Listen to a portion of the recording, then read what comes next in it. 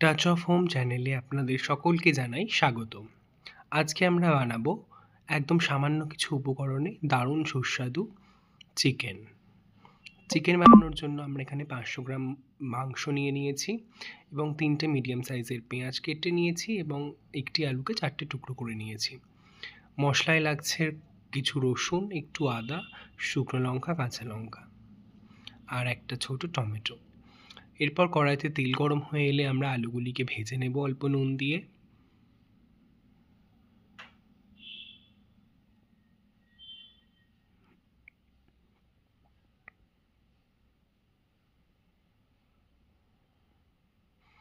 আলুগুলি এরকম লাল লাল করে একটু ভেজে নিতে হবে ভালোভাবে। আমাদের আলুগুলি ভাজা হয়ে গেছে, এটা আমরা বার করে নেব এবার।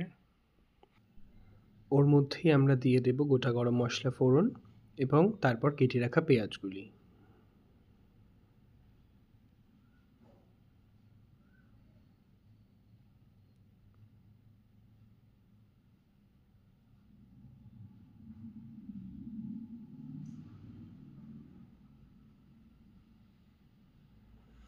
পেঁয়াজটি হালকা গোল্ডেন কালার চলে আসলে এর মধ্যে আমরা মাংসের টুকরোগুলি দিয়ে দেব এবং এটিকে হালকা একটু ভেজে নেব।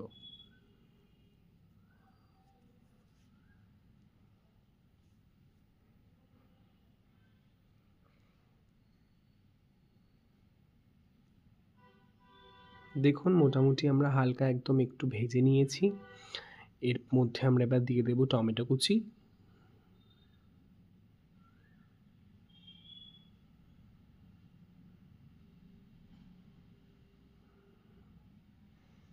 এর মধ্যে আমরা এবার দিয়ে দিচ্ছি হচ্ছে আদা, রসুন এবং কাঁচা লঙ্কা, শুকনো লঙ্কার পেস্টটি।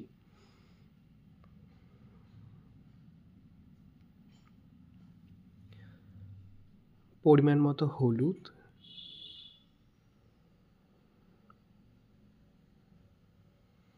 পরিমাণ মতো নুন এবং পরিমাণ মতো আমরা এখানে ধনে গুঁড়ো ও জিরে গুঁড়ো দিয়ে মাংসটি ভালো করে কষবো। মাংসটি একদম লো স্টিমে রেখে ঢেকে কষবেন, তাহলে মাংসর টেস্ট অনেক বেশি সুন্দর হয়।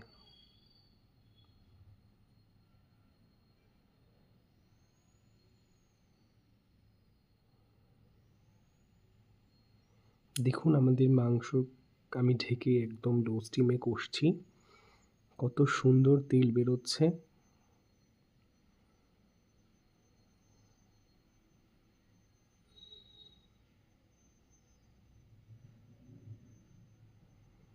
মাংসটি কষা হয়ে গেলে এর মধ্যে আমরা ভেজে রাখা আলুগুলি দিয়ে দেব এবং সামান্য হালকা গরম জল করে নিয়েছি, সেই জলটি দিয়ে দেব।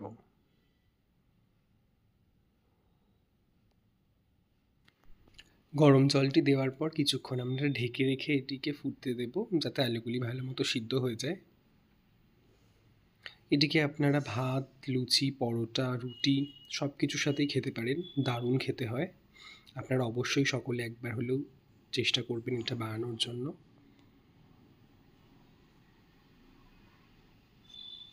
আমাদের মাংস একদম রেডি হয়ে গেছে। এটিকে আমি সার্ভ করব হচ্ছে একদম গরম গরম লুচির সাথে। আপনারাও ট্রাই করতে পারেন।